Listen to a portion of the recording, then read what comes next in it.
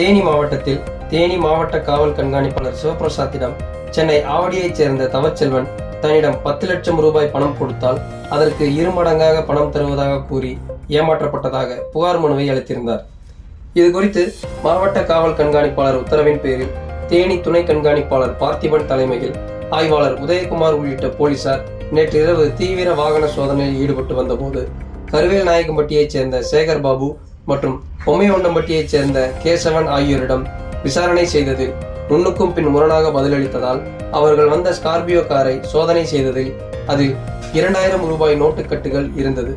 இதனை அடுத்து அவர்களிடம் தொடர்ந்து விசாரணை செய்ததில் அவர்களிடம் இருந்து 3,40,00,000 ரூபாய் போலி 2000 ரூபாய் நோட்டுகள் மற்றும் 14 லட்சம் ரூபாய் பணம், 16 செல்போன் மற்றும் 3 கார்களை பறிமுதல் செய்து தேனி காவல் நிலையத்திற்கு அழைத்து வந்து விசாரணை நடத்தி வருகின்றனர்.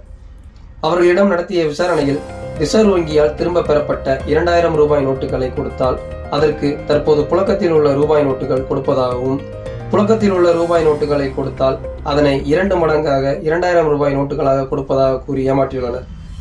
மேலும் ரிசர்வ் வங்கியால் தற்போது 2000 ரூபாய் நோட்டுகள் பெறப்பட்டு வருவதாகவும், ஒரு நாளைக்கு 20,000 ரூபாய் வரை மாற்றிக்கொள்ளலாம் என கூறி மோசடியில் ஈடுபட்டனர். இந்நிலையில் தவச்செல்வத்திடம் 10 லட்சம் ரூபாய் பணம் கொடுத்தால் அதனை 2 மடங்காக 2000 நோட்டுகளாக திருப்பி கொடுப்பதாக கூறி ஏமாற்றியுள்ளனர். இதற்காக தவச்செல்வத்திடம் காரில் புதிய 2000 நோட்டுகள் இருக்கக்கூடிய புகைப்படத்தை அவருக்கு அனுப்பி அவரிடம் 10 லட்சம் ரூபாய் பணத்தை பெற்றுள்ளனர்.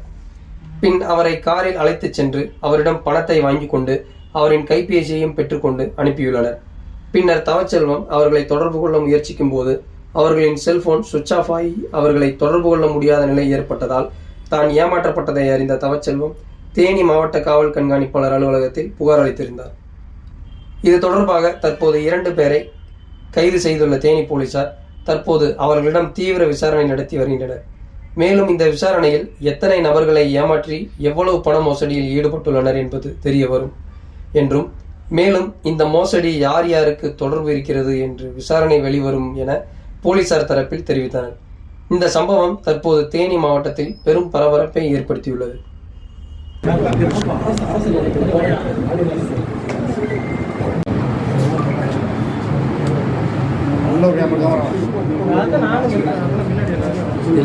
இதுல